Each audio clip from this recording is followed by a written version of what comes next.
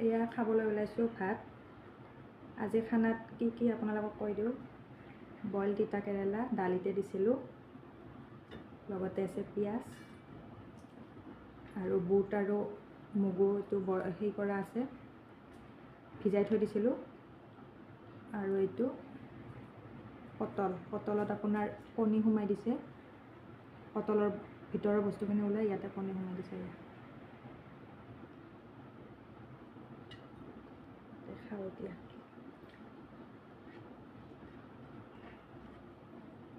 দালি দিয়ে প্ৰথমতে খাই চাওঁ।